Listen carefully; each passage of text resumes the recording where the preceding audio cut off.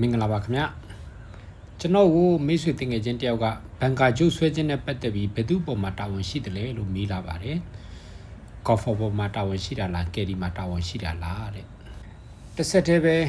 အဲ့ဒီအကြောင်းအရာကိုဗီဒီယိုဘလော့လေးလုပ်ပေးပါလို့လည်းထပ်မံတောင်းဆိုလာတဲ့အတွက်ကျွန်တော်လေ့ကျင့်ရေးကွင်းမှာလေ့ကျင့်ရေးနဲ့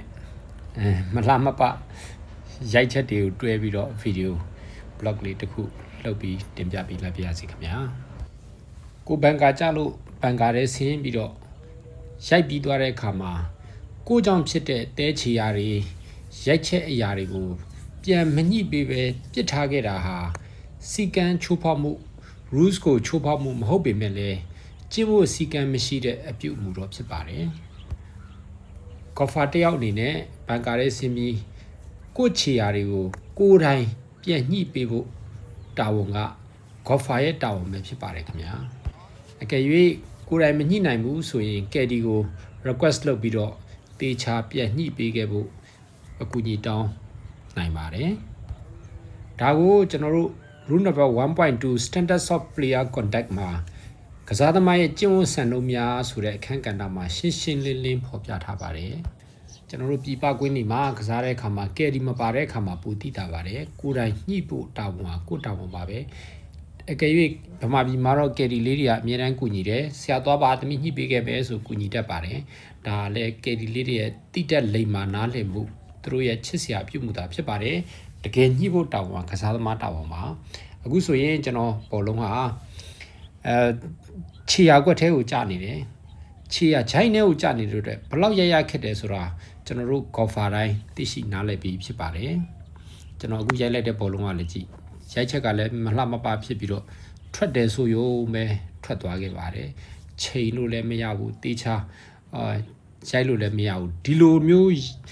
ထွက်တယ်ဆိုရင်တော့မှကျွန်တော်တို့အတွက်တော်တော်ကံကောင်းတယ်လို့ကျွန်တော်တို့ပြောရမှာပါကြီးစရာဒီနဲ့ပြောရရင်ကျွန်တော်ဒီဗီဒီယိုရိုက်ဖို့အတွက်ကျွန်တော်ပထမတစ်ချိန်နှစ်ချိန်ရိုက်လိုက်တာဘန်ကာတွေကမထွက်ဘူး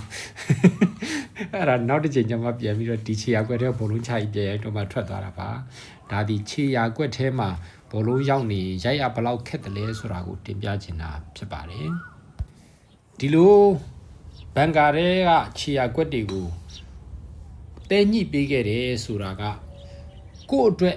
လုပ်တဲ့စီမင်းကျင့်ဝတ်စီကံမဟုတ်ပါဘူးကိုချင်းစာတရားပါကိုယ့်ရဲ့ချစ်ချင်းမေတ္တာကိုပြတာကိုယ့်ရဲ့လေးစားမှုကိုပြတာပါ fairness and respect the game ဖြစ်ပါတယ် golf ဆိုတာ gentleman game ပါခင်ဗျာမိမိကြောင့်ဖြစ်တဲ့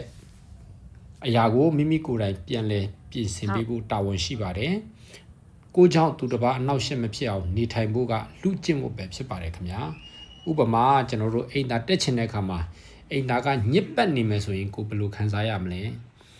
ကိုညစ်ကြေးကိုကိုယ်တိုင်တန့်ရှင်းပြီးတော့နောက်လူလာရင်တက်တာဖြစ်ဖို့အတွက်ဘိုးတိုင်းဖုံးလေးအစပြန်ချပေးခဲ့ဖို့တာဝန်ဒီကိုတာဝန်ဖြစ်ပါတယ်ဒါဒီကိုလေးစားခြင်းလည်းဖြစ်ပါတယ်တပားသူပေါ်လေးစားခြင်းလည်းဖြစ်ပါတယ်ချစ်ချင်းမေတ္တာလည်းဖြစ်ပါတယ်ဒီလိုပဲကိုဘန်ကာထဲဆင်းပြီးတော့ကိုချီရာတွေကိုပြန်ညှိပေးခဲ့တဲ့ကတပားသူပေါ်မှာကိုရဲ့ချစ်ခင်မှုလေးစားမှုကောက်ကွင်းအပေါ်မှာတန်ဖိုးထားမှုကိုပြတာပဲဖြစ်ပါတယ်ခင်ဗျာအနှစ်ချုပ်ပြန်ပြောရရင်ဘန်ကာထဲမှာတဲညှိဖို့တာဝန်ဒီကော်ဖာမှာပဲတာဝန်အဓိကရှိပါတယ်ကော်ဖာကကယ်ဒီကိုကူညီတောင်းပြီးမေတ္တာရက်ခံပြီးညှိခိုင်းခဲ့ရမှာပါတချို့ကော်ဖာရဲ့လေးစားဖို့ကောင်းတဲ့ကော်ဖာတွေဆိုကိုကြောင့်ဖြစ်တဲ့ခြေရာတွေမကဘန်ကာထဲမှာလက်လန်းမိတလောက်သူများရဲ့အမညီမညာတွေမှာပါညှိပေးခဲ့တာမျိုးမြင်တွေ့ရပါတယ်တိတ်ကိုလေးစားဖို့ကောင်းတဲ့ကော်ဖာတွေဖြစ်ပါတယ်အားလုံးကိုကျေးဇူးတင်ပါတယ်ခင်ဗျာ